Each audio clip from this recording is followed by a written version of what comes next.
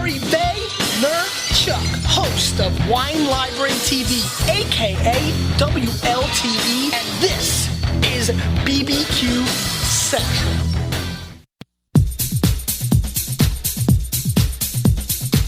Happy to have you aboard here for the really big barbecue show. Boing. We cook because we have to, and we grill because we want to. Hit me! Fine, how's it going? You have a great show. I'm a big fan. Boing. So what seems to be the problem here? This man looks like he's dead, and he's in the crackle.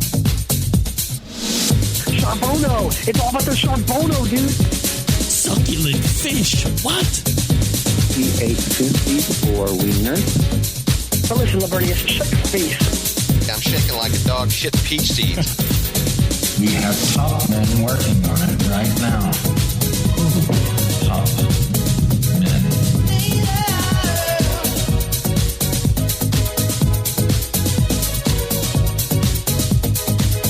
All right, welcome into the second hour. It's the BBQ Central show. Here we go. If you missed the first hour, you missed a whole bunch of meathead.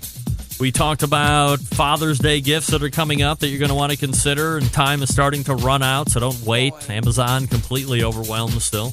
Although they're doing better, I got to be honest. I'm not going to the stores to shop. I'll shop on Amazon. That's coming pretty quickly now.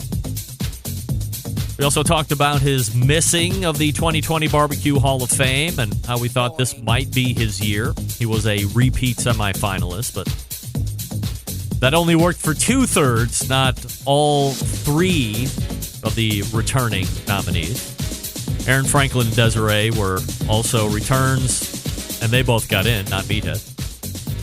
And then we also finished it out talking a little pay-per-view barbecue.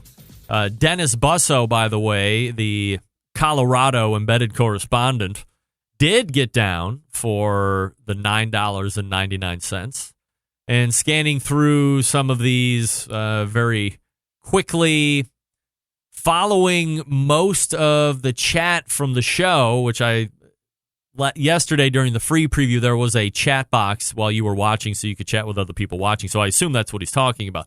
Following most of the chat for the show, people were upset that it wasn't live, it was recorded, and they didn't get the behind-the-scenes action they were looking for.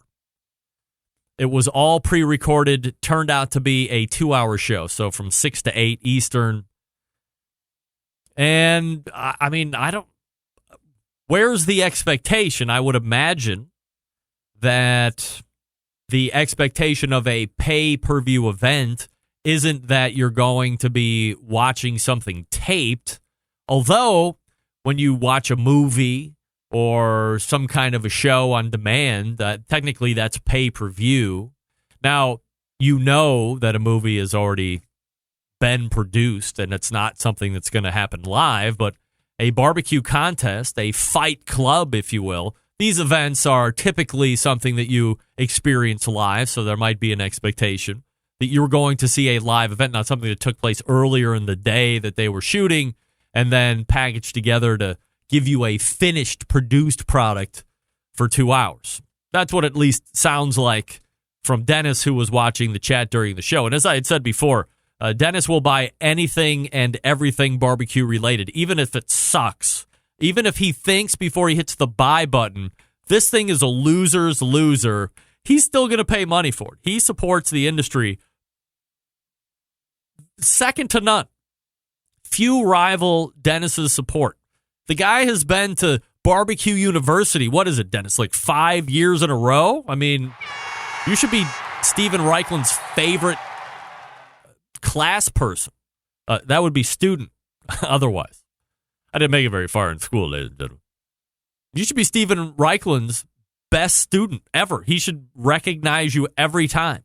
Here's my star pupil, Dennis from Colorado. He's traveled around the lower 48 with me as we have had this. So that's some initial feedback from a guy that watched it, saying that there were some technical issues, there were some audio issues, there were some video issues, but the bigger gripe was that it was all pre-recorded and done in a 2-hour show where the expectation was that it was going to be a live show. So we'll see how it goes from there. I'll be interested to follow up with Dane and see what the actual numbers were and if he's getting any heat from that. Still to come on this show this evening, John Markus in about 10 minutes. And Dave Bosca from Butcher Barbecue helping me close it out. Don't forget, you can follow me socially at BBQ Central Show on Instagram and Twitter and TikTok. Episode 128 is coming up this Friday on the best moments of the BBQ Central Show in 10 minutes or less. So make sure that you are subscribed to the podcast in order to hear that if you're not already. This one takes you back all the way to June 2nd, 2015, so about 5 years from now. And I was joined by Ray Lampe, Dr. Barbecue, who was in an undisclosed location. Am I allowed to say it now? I mean, like the show's over. Am I allowed to get on and start dumping on it immediately? Is that okay? Am I allowed to do that? I don't want to burn any bridges. Ray Lampe was on the show back in June of 2015, and we talked about the year he got into the Barbecue Hall of Fame. That's right. We also talked about burgers, one of my favorite things to eat. Burgers, one of my favorite things to talk about. Burgers. Who doesn't love burgers? We also talked about some other items as well. So as I had mentioned before, make sure you're subscribed to the podcast. Even if you're a live viewer, you're not going to get the best moments of the Barbecue Central Show in 20 minutes or less here in this show. You have to subscribe to the podcast in order to get that special content that John Solberg provides you each and every Friday, first thing in the morning, so you can start your weekend off the right way. And by the way, let me talk about burgers for a second. And I'm not going to sit here and listen to you people tell me what a douche I am for eating Bubba burgers. No. They don't send me free products. No. They're not paying me for anything.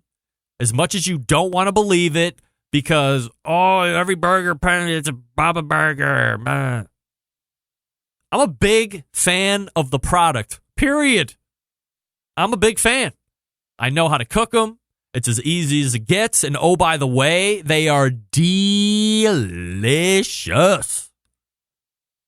They're also, from a burger standpoint, pretty forgiving.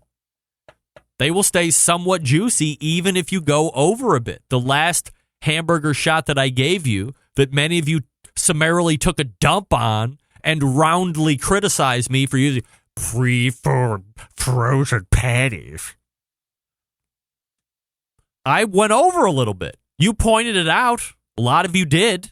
A little over for me. Nobody's asking for you. I mean, a little over for me, too. I got busy doing stuff. But if you look at the picture, get over the color of the meat on the inside and still see how juicy and succulent that meat was. As the cheese was bleeding from the bottom, middle, and top with some fresh dill pickles, some mayo, what are the mustard-aise?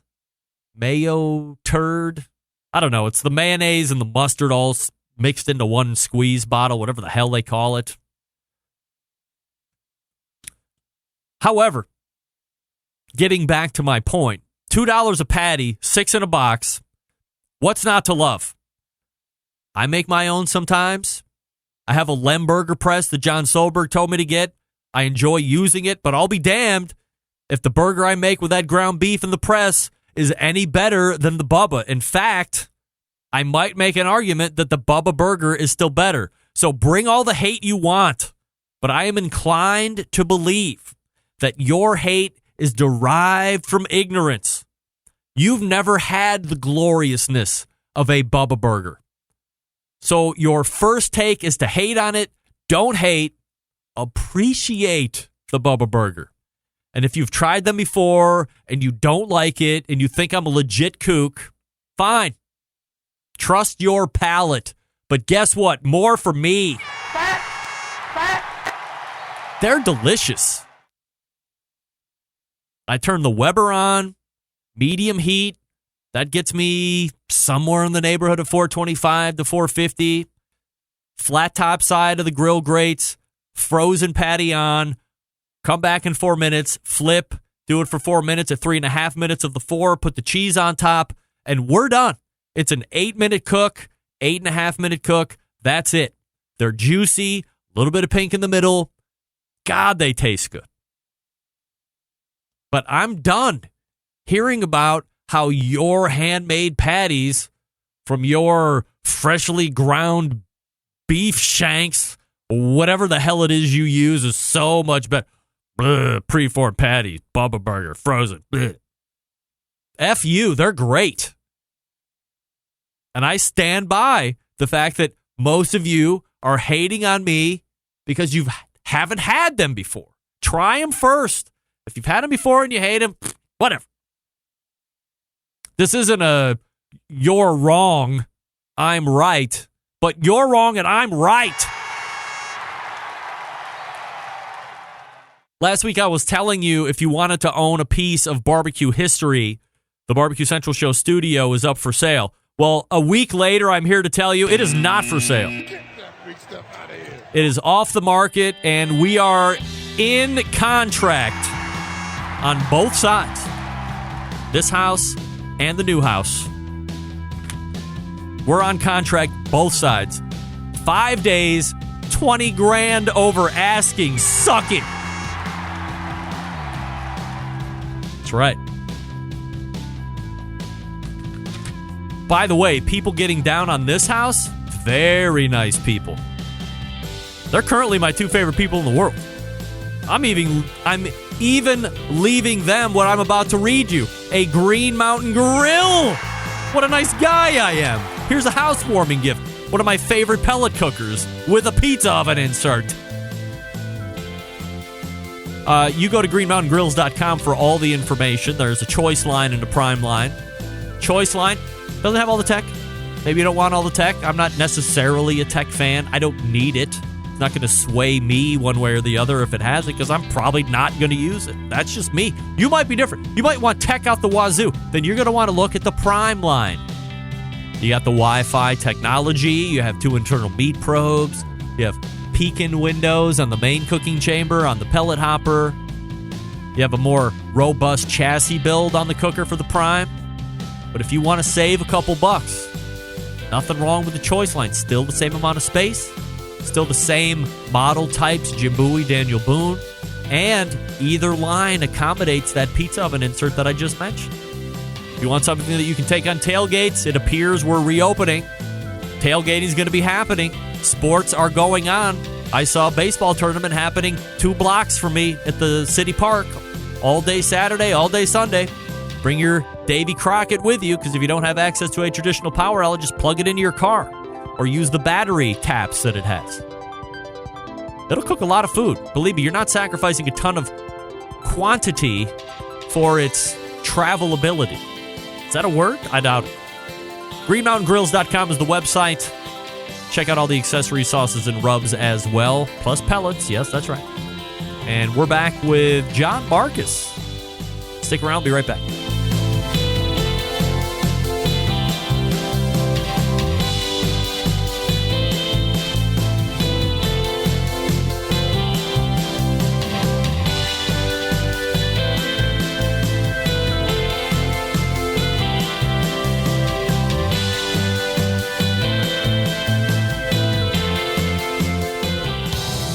Monthly visits from a killer hog, a cooking guy, a man named Meathead, the author of Barbecue Bible, a grill girl, a bristly barbecue journalist, and the malfeasance of the barbecue world known as the embedded correspondents. Only found right here on the Barbecue Central Show.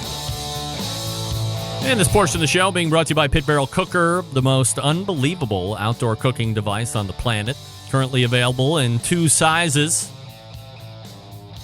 Whether you're a beginner or professional, this cooker, definitely one you want to add to the arsenal. Visit pitbarrelcooker.com to tell them that the Barbecue Central Show sent you, of course. Lifestyle Room just announced. My next guest brought barbecue to the small screen and, I guess, big screen to a certain degree. And in doing so, exposed a whole generation of ladies and gentlemen to the world of live fire competition barbecue cooking, or just live fire in general. He was on the 2020 BBQ Hall of Fame semifinal list of names. And little known fact, born a Buckeye, but now residing in New York City and points north and east. We welcome back one of the most accomplished writing minds of all time. Just my opinion, of course, but many would back me in such a opinion. John Markus rejoins the show. Hey, John. Great to be here. How are we doing technically? Am I up to the level of speed that you normally have here? I mean, everything is, are we going to break it down to say lighting and, all this other stuff? I mean, come on, what are we doing? We're not shooting television here. We're really shooting for really high quality audio, which is how the show is mostly consumed. So the fact that you've even made time at this hour is just enough for me. Everything else is cream on the coffee, as my Dutch boss used to say back in the day. I have a lot of available time during this sheltering in period, and I wouldn't spend it anywhere but with you. By the way, I just want to compliment you on how well you're lit. And I kind of am feeling like I'm away at a fishing lodge when I'm talking to you. I feel like maybe I've caught you in between scenes shooting Ozark or something like that. Well, let's say that's what I'm shooting. Okay. Well, it's my newest. It's not even a guilty pleasure. It's just the show that we happen to be semi-binging one or two episodes. I mean, look, I'm not immediately. I'm going to diverge from topic, but as I watch streaming television now, because it's not anything like network television used to be. Nobody knows that better than you. And here I'm watching the show. I mean, Jason Bateman has been on television for, 750 years? I remember when he was on Silver Spoons. Now he's this guy on Ozark, and he has had many successful jaunts through, I think it was Arrested Development before this, a number of things here and there. Successful Sister, obviously. But I'm watching this show, and when we get through one episode, I look at my wife, I'm like, damn, that seemed like it was really long, like a legitimate hour, and there's no ads. Is streaming something that you ever foresaw coming to the stage in this way? I mean, it has really kind of taken over the way we watch anything. I think that it was beginning to grow on Americans and on the world, because basically what used to exist was appointment television. That's the old days. And, when I started in TV, makes me sound a bit like Grandpa to say that. That's why I'm wearing a kind of a hipper face scarf. Very here. Nice. And this doubles as like a COVID tool. Yes. If I need it. So, but otherwise, I look like I could be hanging out in Soho. Well, in case you were wondering, too, because you can't tell distance side by side, we are 6 feet away from each other. No problem. I only wish I was 6 feet away from you. That'd be back in my Buckeye home state, which is kind of behind me. What I have a tribute to here, which is the DeKalb sign. Yes, DeKalb. Yeah. That's right, and that's sort of, I grew up with those signs in the cornfields around me, and I was able to find one of them, and I have it nailed up to my wall here, upstate New York, and it's very nostalgic to me. Yeah. So I wanted to have you on because You didn't answer your streaming question. Oh, yes, I'm sorry. Go ahead. I'm rushing through. No, that's okay. No? I'm the person that always can return us to the conversation, because, Greg, really, I just assume we could go for an hour, you and me, can't we? I mean, easily an hour. I think we proved that when we joined each other in person at Katz's Deli this past September, which was, for me, one of my most treasured memories, certainly getting married, birth of my kids. But outside of that, I don't know if there has been anything more joyful to me to have somebody who I had met online through barbecue, talking about barbecue television, and then to be in the concrete jungle of New York City where dreams are made, to have a pastrami sandwich with John Markus in person absolutely blew my mind. Still cloud nine for me. It was an absolute fabulous experience, and I appreciate you taking the time to meet me. I had such a good time that I want you to know I have not been back to Katz's since. We have broken the mold on Katz. I'd go with you at special occasion. If I, you are you're on a very short list of barbecue friends, Greg. So I would, it's a great pleasure to have gone with you there. We had fun. But basically, quickly about streaming. Yes. Yep. We when appointment television went out of the way, when people began to have what they wanted in life, which was their own schedules. They don't want people to tell them when to be in front of the television set, which really gave traction to streaming in the beginning. But now, of course, this whole what we've gone through as a culture has really turned us into people that want to just stay in or have to stay in and watch. You run out of things to do unless you get to sit down and let somebody do the work for you, which is what television does. It does the work for you.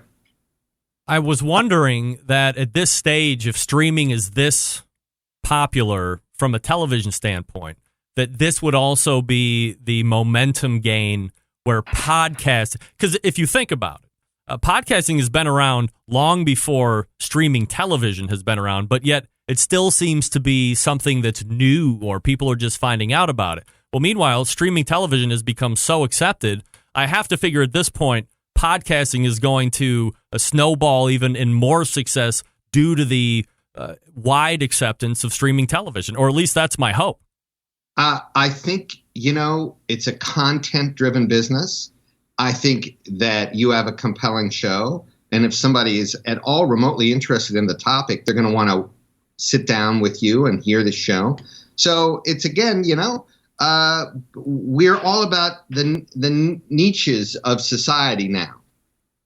I never know whether to say niches or niches, but it's one of those two. And special interest. Gone are the days of having to have huge audiences. But I mean, I'm assuming I don't know the size of your audience, but I'm assuming it grows constantly because of the interest in this matter. And you are out front, my friend. You've been there for a long time. Yeah, we're going on 12 years just this past February. So we're doing it live now for a dozen years, if you can believe it or not. Doesn't that make you among the first of podcasters? Yeah. I mean, it's. I don't think I'm who was that DJ that was credited with like the first podcast? Adam somebody or other. Adam Curry, I think, was the first podcaster credited. But certainly, I mean, back in 2006, it was 2007. It was something that nobody was really doing, or they were just. It was the worst. Basically, it was the worst back then. And thank God, advances in technology and my want to provide a quality product has never wavered. So now we sound good. Now we look good. But oh my God, those first 5 or 10 were just the worst. And they sounded like, remember the old teleconference thing where you call in for work and everybody joins together. Well, it sounded like everybody was on a teleconference. You know why? Because everybody was on the telephone, and they were just using this recording piece. It was horrible on every aspect. And I was bad, and the questions, it was all bad. But we got better. We practiced. We learned to speak. We learned to craft questions. We do research. We prep. We do all this stuff like professionals. And now we are a polished, a polished machine trying to access all of the like the ESPN of the live fire industry. That's what I tell people when they want that very quick 5-second elevator pitch. Well, your show from the very beginning had a certain charm. I personally, I miss hearing the boat horn and the audience cheers. Do those not happen anymore? These? I was hoping that would. I thought I went for a long time without it, so I was feeling a little insecure. But I want to also tell you that we were just interrupted by a text message from Meathead. Oh, Meathead. Who basically accused me of stealing the DeKalb sign. Really? The nerve of that guy. Wow. And you know what? I'm going to say basically no comment to that accusation. Yeah. Guess what, John? We don't have party to non-barbecue Hall of Famers. That's what I have to say about that. You pound salt, Meathead. Get out of here in my conversation. So let's talk about that for a sec. This year, you make the short list or the semi-finalist of 9 names. For the folks that aren't familiar, people have a big window of just nominating whoever you want. Those names are held into a big pool, and then at some point, the nominating committee whittle the mass names down to 9, and you make the 9. So where does that fit with you? Like, did you ever have any thought? Had you ever given any thought about the Barbecue Hall of Fame to any degree at any point? I've followed it, and I'm friends with many of the inductees, and I have always thought it to be a really, the organization has a lot of history, and I just felt it was. I was just happy when I heard that I had made that list, and I'm happy to this day about it. I still have a glow that was completely when the announcements of who made it came out. My glow didn't change.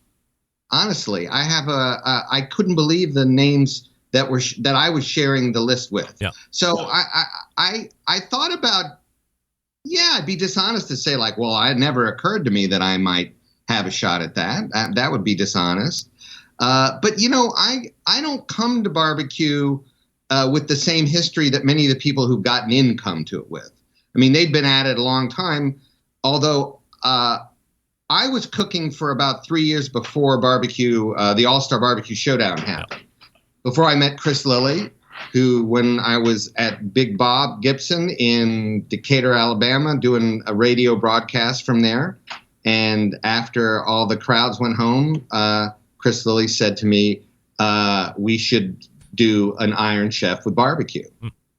You and I should do this. And that's when I said, you mean cast iron chef. That's probably what we should call it. And so I'd been cooking for a couple of years at that point. I mean, I had a rotisserie cooker, and I had learned how to do ribs properly. So I still haven't been at it as long as a lot of these folks that are getting in. So I think it's a really important part of the history of what's happening with the KCBS and with all that. But it's just good to be part of that crowd. Is there any convolution or misunderstanding about? I'm asking you to speculate, like maybe on a general public sense of what the Barbecue Hall of Fame is. Is it competitors? Is it restaurateurs? Is it folks that have contributed in some way outside of those respective divisions? Does there need to be some kind of a more defined role or focus for the hall to have in order to gain more of a grassroots support from general public? Or perhaps are we fooling ourselves in the fact that while we are within the subculture and we have really gone through the layers, most people aren't like us and perhaps don't even care? Well, listen, when I tell friends who are not part of the barbecue world that I was a nominee, they want to know more because barbecue itself comes with this great curiosity. As we've talked about before, like I spend a lot of time in my city apartment on 72nd Street in Manhattan there, and it's a building where there's I ride up and down in elevators, and back in the day, hopefully we're opening back up and I'll be in an elevator once more. But I was stunned at the range of people and the amount of people that are aware of Barbecue Pitmasters, that know the show, because these are city people mostly. And there is a great curiosity about the subject, and they find the characters compelling who do this, and the passion, because there's always passion. So that intrigues people. So will it be the same amount of people that say sit down and watch a golf match on television or follow it? I don't know that. But at the same time, I think that the Hall of Fame, because we come to barbecue from so many different directions, the Hall of Fame has to be inclusive of many different kinds of skills and contributions, right? So are you there because you started a podcast that is really one of the leaders in the field and also initiated the culture in media as you did? Or are you there because you cook great, or because you own the first restaurant in the United States, in the East or in the South? So I think it's a wide range. I don't know if they should narrow it or define it more. I mean, if my question to you, Greg, is like, if they were to make it more defined and more, something that we could texturalize and hold, what would we do? What should they do to narrow it? When I had Meathead on in the last hour, I said to him that I thought the biggest issue or hurdle to overcome is, as the Hall of Fame continues to make its way through and become more popular and do things like come on my show and do exclusive stuff to get in front of the target market, if you will. Whenever they bought the horrible online existence as it was originally created and just kind of remained stagnant for any number of years, and then the transaction happened, maybe there should have been a really large induction at that point of people that were well in the past, a lot of people that have been deceased, big names. These people aren't going to be coming to any induction ceremonies or anything like that, but they're names that are relevant, that added to the history and the culture and that are Hall of Fame worthy. I don't know if they're ever going to get brought back, even with the advent of this legacy category that is in there now that was just introduced. That to me, that's a disconnect that I don't know if we will have enough time, and maybe we will because there's indefinite time ahead of us, and I assume this will continue on, where we make that correction. But until then, I think there's always going to be some kind of a look back over the shoulder on, is this correct or is it not? And I certainly believe that it's heading in the right direction. And there's plenty of stuff that you can just argue about minutia that doesn't really matter. And I always said, we will know we are at the right spot for this Hall of Fame when all we're really doing is arguing about the names of 9 on that short list, like the finalists for Major League Baseball, the finalists for the NFL. If that's all we're arguing about at that point, then we have hit every single other right spot, because that's the only conversations that need to be taking place. And I don't know if we're in that place yet.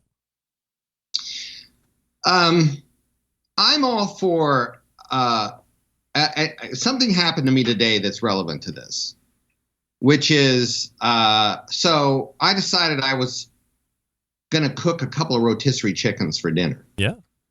And I got this added tool. I'm not going to name products because I don't want to cause trouble. But there's this tool that goes on my big green egg that's a rotisserie. And I've not done much rotisserie cooking, so I've been doing that. And it's a lot of fun, and it's easy, and usually turns out pretty well, although I kind of screwed the pooch tonight. I'm going to admit that. But where did I go to get my chicken? About 15 miles from my house here, 2 butchers started a meat automat in Hudson, New York. Meat automat?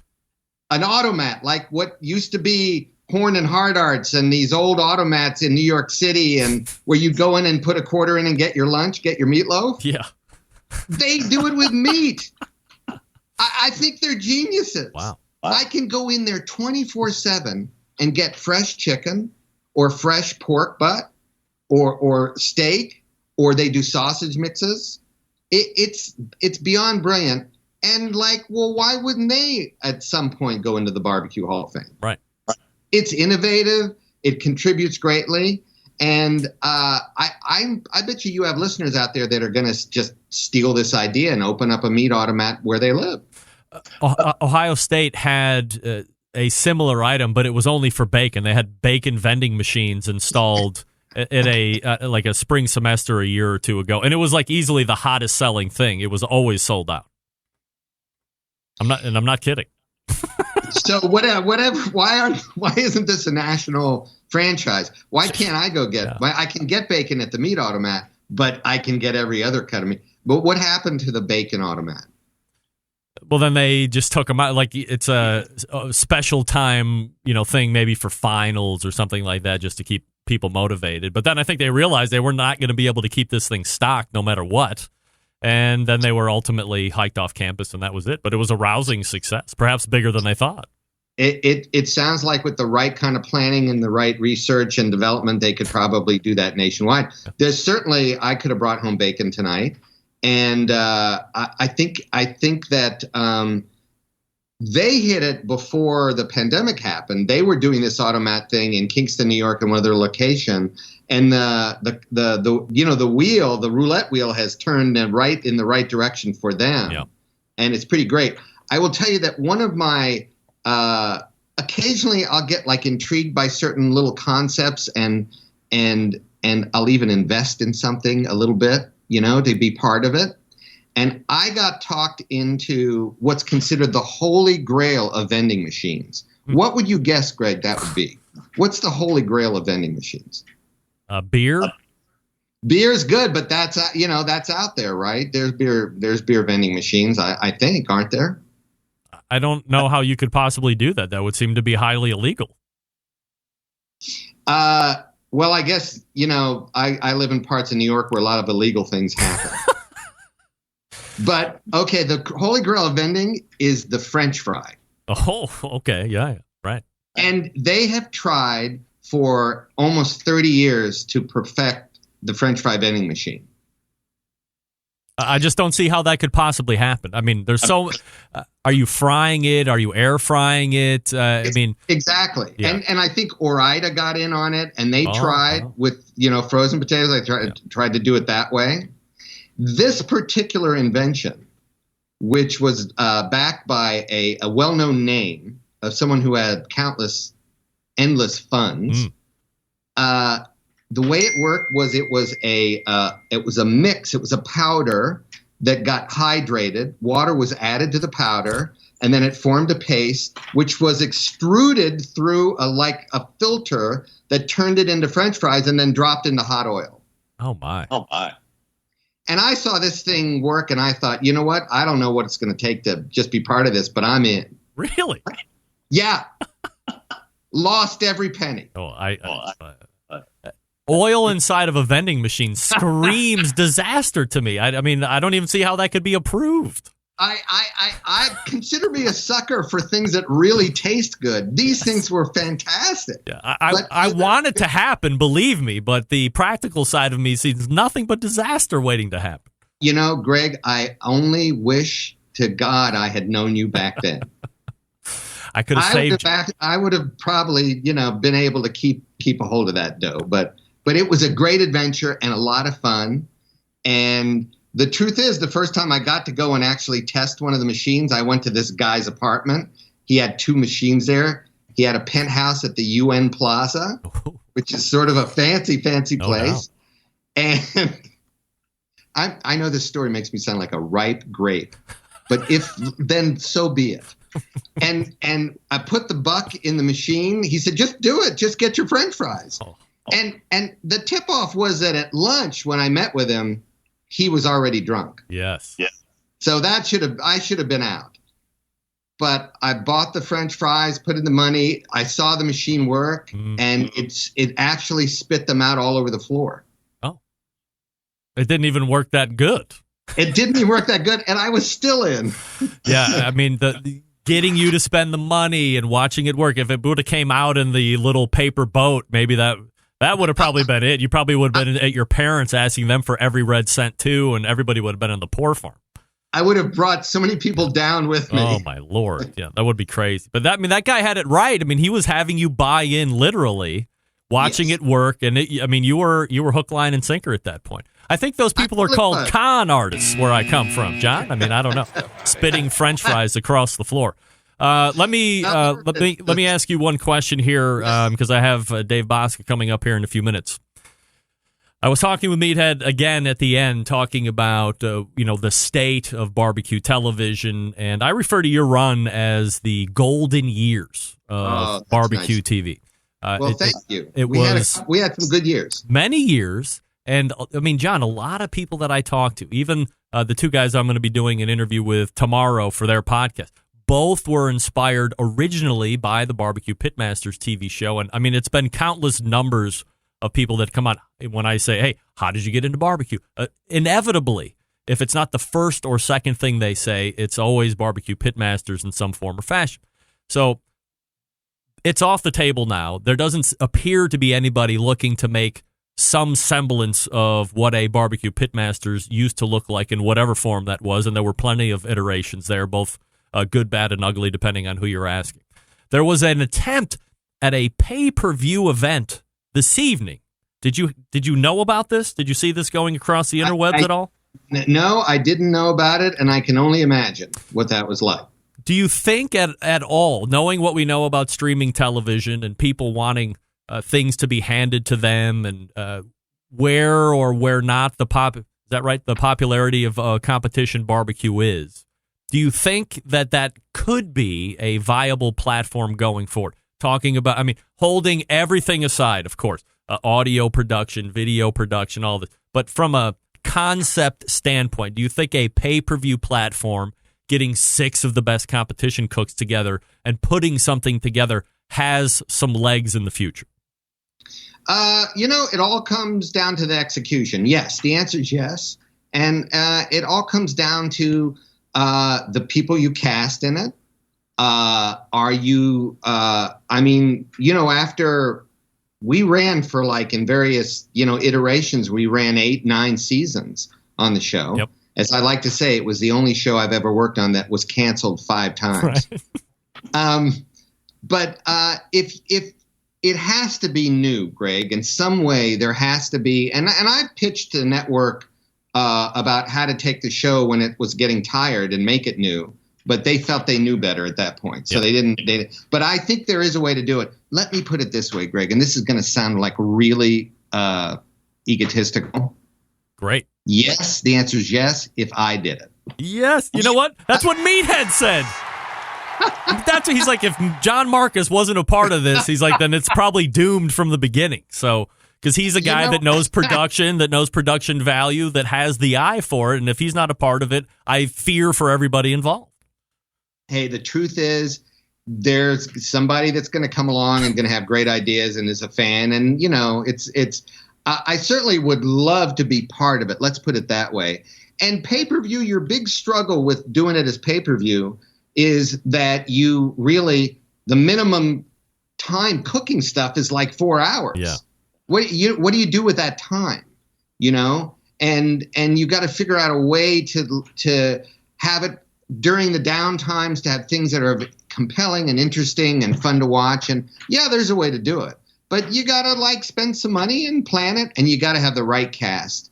You have to have people in it that are new and different and feel like they're bringing new energy to it and excitement to it. It's tough to do it right, but you can do it. John, I certainly appreciate the time this evening, and you can follow John socially on the Twitter at BBQ Pitmasters, where he may or may not be musing more one day than the other, but it's just like all of us here as we work through this coronavirus. I hope you stay well, and let's do this again a lot sooner than 3 years from now. I've missed doing it, so anytime. All right, it's thanks. Great to be here. Thank you, man. You got it. John Markus right there on this show. He's won Emmys for crying out loud, and he's sitting here right on the show. All right, I apologize because I'm going from one to the next. Believe it or not, I'm going to go from one to the next. Joining me now is the pitmaster of what is the longest running.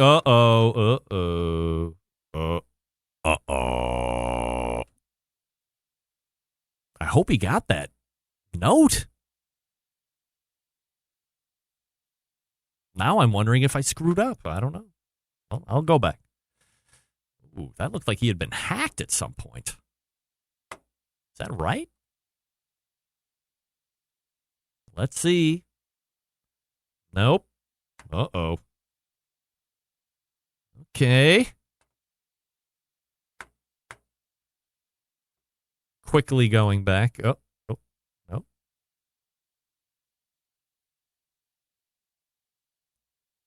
He's not online. What? What if we try the phone? Oh boy. Let's go to the phone. It's gonna ring. Ooh, I hate that. But now I'm in uncharted territory here, so I don't know. We'll go with a phone call. Were you seeing me come up on Skype? You what? Were you seeing me come up on Skype or no? Nope. Did you change names? I don't know that answer. Butcher BBQ. Butcher BBQ? Yeah. Right, hold on. Let's see. BUTCH. Is it one word, Butcher BBQ? No. Butcher BBQ. Oh, there you are. Okay, I'm going to hang up with you right now. Yep. All right. I mean, yeah, he did. Butcher BBQ. This is probably what they call the show line. Wow. Hey. Oh, my Lord. There he is, sounding like $1 million. Looking like $1 billion, by the way. Now we're rocking and rolling here. So you did. I think you might have had a Dave Bosca Skype, and then I forgot that you did one probably for the show, right? Yeah, that's probably right. All right. So we're ready to go here. I probably forgot too.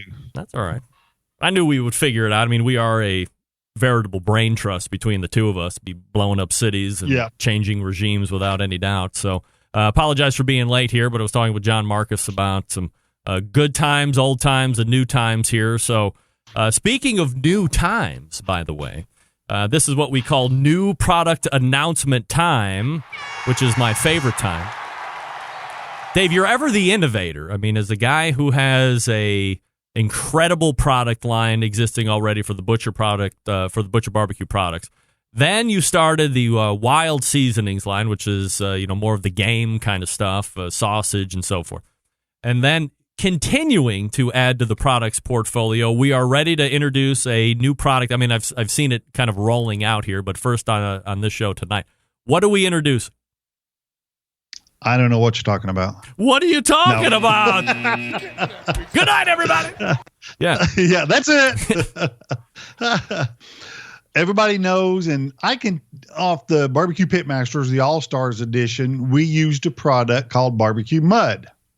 Everybody knows what that is as far as what it was on. Every time that show re-airs, I get phone calls, I get text messages, I'm still getting emails with people going, where can I find this? Where can I find this? And what it is it is a very thick beef product, and we've made it more retail friendly than what we had exactly on the show, but it is the same flavor. We've got the same dry spices in it that what we had there. It is a liquid version, and it should be out in about 10 days. This is going to be something that you're adding to a brisket in place of something? Rubs or stuff, or is it like a soak or what? Or like a big, thick covering, like a big blanket? It is very thick in texture. Yeah. When you shake up a bottle, it'll coat the inside of the bottle without a doubt. Wow. Whenever, let's say you marinate your steaks, your portobello mushrooms, I've given it to about 10 people around here to go cook with. I didn't give them any ideas. Yeah. I just said, here's something I want you to cook with. And I took their ideas. I took their thoughts. I listened to ups and downs. We've been using this for probably 2 years, in all honesty. It's just that it's now that's at the final form to where I'm very happy and it can be mass produced. I have a made in Oklahoma product here. This is made in Tulsa, Oklahoma. So it is a homegrown product without a doubt. And you've obviously seen success with it on the competition trail. So from that perspective, it is a proven product, but now you're giving it to people to cook with. So as I like to say when I'm doing your read, not only are your products tested on the competition circuit, but also well proven here when I'm using them in the backyard. I mean, my girls love the honey rub, love a lot of your sauces and stuff. So you're seeing success from a lot of different things. It's not just relegated to a backyard or the competition scene. You get it from both ends, which is, from a business standpoint, really good too. So the BBQ Mud is going to be coming out. Is this like a pre-order thing, or just mark your calendars 10 days from now and come back and hit the website and start ordering? I'm thinking in 10 days it should be on the website to order. And I've been using it in my brisket wrap. So in competition, that's what I've been using it on. Okay. New products outside of BBQ Mud, do you see any more coming in the year of 2020, or is this going to be it? No, there's a good chance there's a couple more coming down the road. Wow, this lock-in place thing has got me doing too much. I was going to say, I mean, when you're not on the road doing your normal run of barbecue competitions, I mean, you're either stuck in a place where you're just going crazy, or you're realizing that you're trapped in place, and now the creative juices start flowing. So whether you're working on shows to get in the backlog or other products to continue to diversify, you're obviously taking the action versus just sitting there wondering when it's all going to end. Yeah, I've always been the one to step out of the box. And that's, I mean, I got the grilling oils. We've got these injections. We've got this mud coming out. And the reason it's taken me so long to do this is I just was never happy with what we used on the show. I mean, it was good, but it wasn't retailable. I don't know if that's a word or not, but hey, I don't know if it's retailable. Yeah.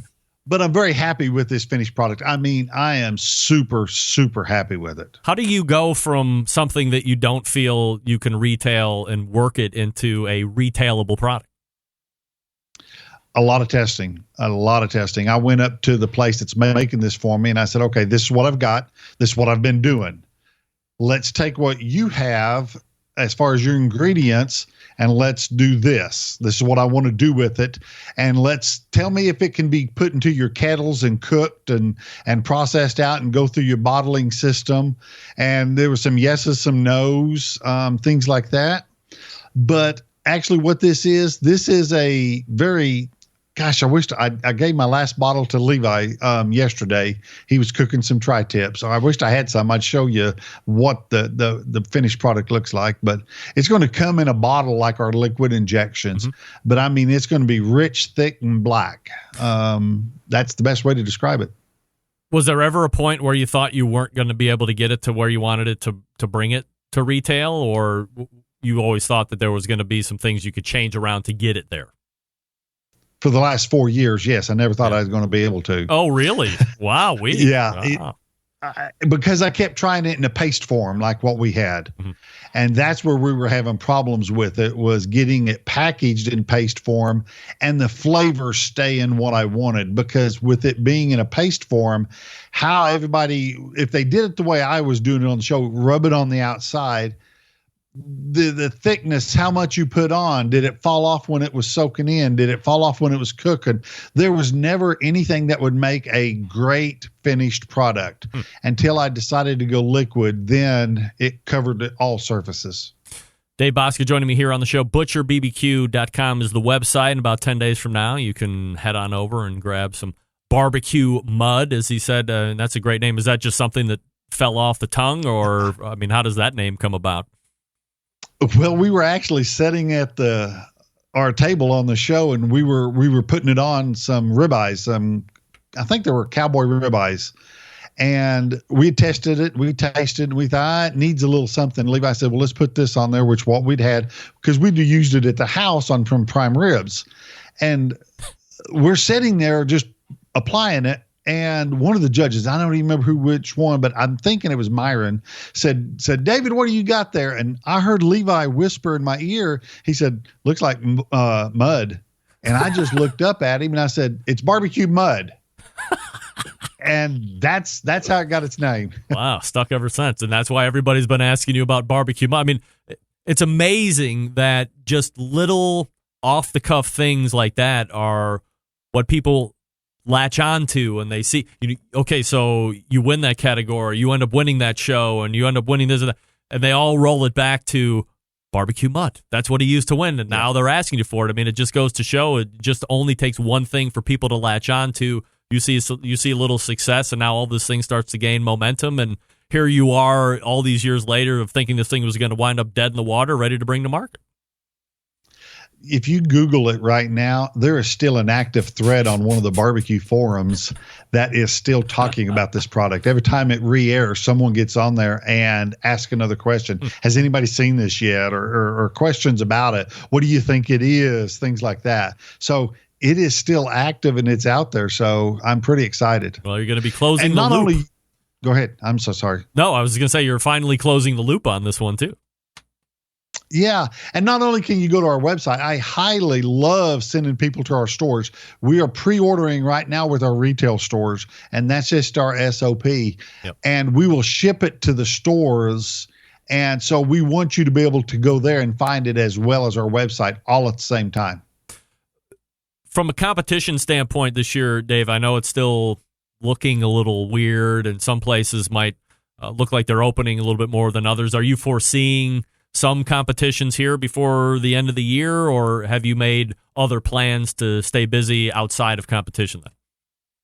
We had to one this weekend. Oh, you did? Yeah, we are this coming. Okay. This coming weekend. Where is that one at? Wagner, Oklahoma. There's 60 teams in it. Holy moly. And it's going to be a pretty stacked one. It's going to be a real fun one. It'll be fun to see everybody again.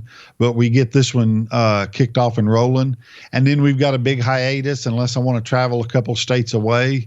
But I'm going to do everything I can on my end to support the contest in Oklahoma at the end of the year. It seems like all of them are just stacking in real quick, one on top of another. But we're going to do everything we can. If they're willing to have a contest for us, I want to go cook it. Is there anything that they have told you that you're going to have to do as far as distance or staying away from people or anything like that? Or is it just throwing caution to the wind and as normal as it was last year?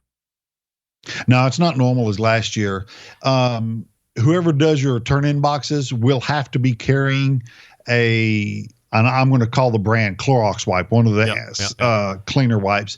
And in front of the reps, before you set it down, you will have to clean the outside of the box with this cleaner before you give it to them so that it can go into the judge's tent in a clean manner. Okay, but they haven't said that every team has got to set up so many feet apart or no social collecting. Or you get 60 teams together in a place that hasn't seen each other in 3 months and doing what they normally do. I talked to guys that run the Pitmasters podcast out there in Utah when they did the state contest there a couple weeks ago, and they said, geez, we didn't even realize it, but then all of a sudden we're just all collected together because we haven't seen each other in a while, and we're doing what we like, and innately we're human, and we want to group together, and all of a sudden we're being yelled at, get 6 feet apart, get 6 feet apart.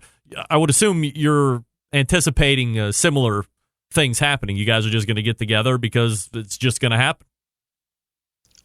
It's going to, yes, I assume something will happen like that. But this particular contest, they've got it stacked in like cordwood on the street, where there is like a 2-block area. They're putting 60 teams. So I think that it's going to be self-induced for the organizer. Yeah, no doubt.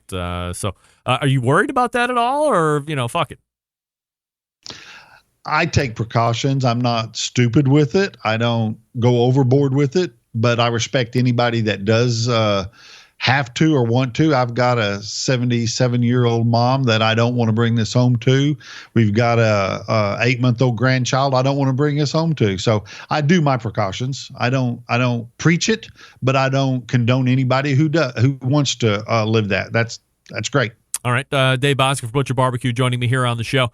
Dave, you're 31 episodes in. I assume you're getting ready to release another one here, so probably closer to 32, but 31 currently available in your podcast feed. Are you still good on content as far as the show goes? And how have things changed over the first 31 shows?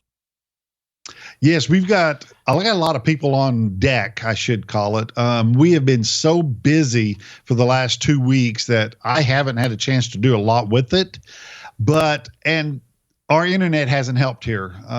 We've been struggling with good internet on top of that. And it's hard to run an internet business without internet, let alone trying to tape a podcast. Right now I have 2 computers running. One we're working with you on with a hot box, and I got another one right here beside me. Yeah. That's running on a different Wi-Fi system because I can't use as much bandwidth on one versus the other. Oh, wow. So it's been difficult as far as that. But yes, I'm enjoying doing them. And what's changed was, I would say, episode 10 or 11, I started doing the old-fashioned job. I put some time in it and started editing it. And I felt like I got okay at it. I think there's some to do. I've leaned on you a lot, listened to a lot of what you said. I highly respect that. And thank you for your insights on that. No doubt. Your most recent show I was listening to while I was painting bedrooms last week, and it was really good. You were talking with your marketing and branding guy and through a lot of key items. One that stuck out to me was consistency through the brand, especially the logo. And while you have made some minor tweaks here and there, depending on what product you are using a different logo on, a podcast or a new line of seasoning, whatever the case may be, there were a lot of things that were smacking of the Butcher Barbecue product line. Why do you guys decide to maintain that versus going in a completely different direction if you're doing something completely different? There's something that's coming out here real quick, and I'm obligated. I can't talk about too much, but they wanted to use my name on it. And I'm like, guys, you go Google up David Bosca. What do you find? Yeah, right. Butcher Barbecue. You go Google up Butcher Barbecue. What do you find? Yeah. There's a whole lot more. So the brand name is what's out there. And that's why we push the brand Butcher Barbecue. We changed the podcast from white to a yellow background. I just wanted something a little bit different with that as far as a marketing type. I just wanted it to stand out to where if they seen that, the logo is there. And that's what I still wanted to remain the same. But on the other side, I wanted it to be an eye appeal and stand just a little different.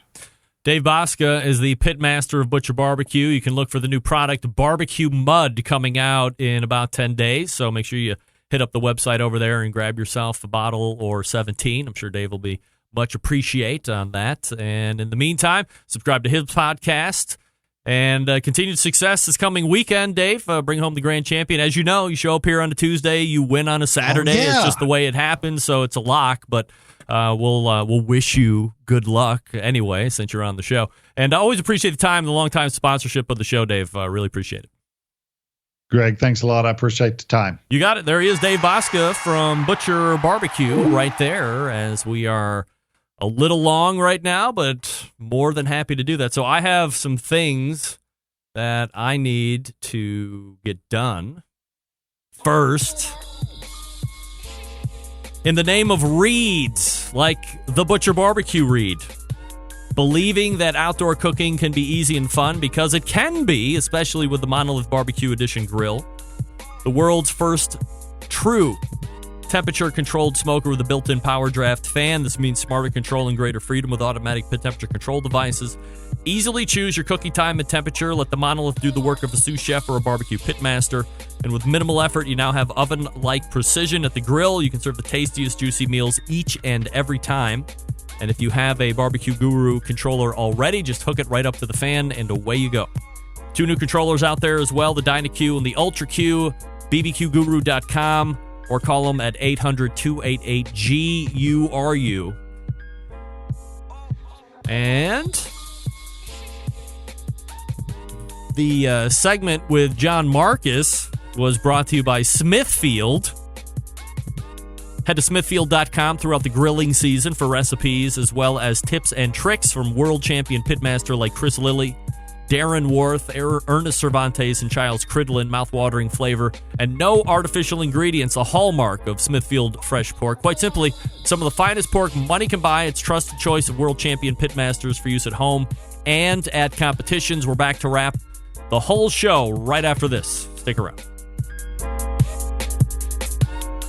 Whole packers, full racks, legs and thighs, injecting butts. If you've never heard this before, you might think you found the best XXX show ever. Let's get back to the most homoerotic host out there today, Greg Rempe. And rounding it out, the Smoke Sheet, a free weekly newsletter that keeps you in the know on everything happening in the barbecue world, including top news, events, recipes, and more, started by Ryan Cooper and Sean Ludwig, both of them traveling around the country to find the best barbecue news and then report on it. Sign up for it at bbqnewsletter.com. That's bbqnewsletter.com, a great all-in-one source covering the live fire industry. And we are now caught up. So let's do this. Let's get on out while the getting's good. All the way back in the first hour, we talked with Meathead, Father's Day gifts, pay-per-view platforms not making the Hall of Fame. Second hour, John Markus, and an extended return to the show, which was appreciated. And closing it out with Dave Bosca. He has BBQ Mud coming in about 10 days. Head on over to butcherbbq.com to grab yours. 10 days time. That's the 19th. And you can be a champion like he was on the TV show. How about that? We had the guy that did the TV show's creation and a guy that won the TV show. And Dave Bosca, back to back. That's what you find on this show. Professionalism and top notch. All the time. All the time. We got a big show planned for you next week. It's already booked out all the way. Steven Reichland in. Robin Lindar's in. I got other guests that I can't remember right off the top of my... The whole show is booked already. This I can tell you. Actually, the 4th Tuesday is almost all booked already, too. But June is a 5th month, or a 5th Tuesday month. So bonus Tuesday show. September 11th, 2001. I will never forget. And until next Tuesday at 9 p.m. Eastern, it's your program host and proud U.S. American Greg Rempe. Good night now.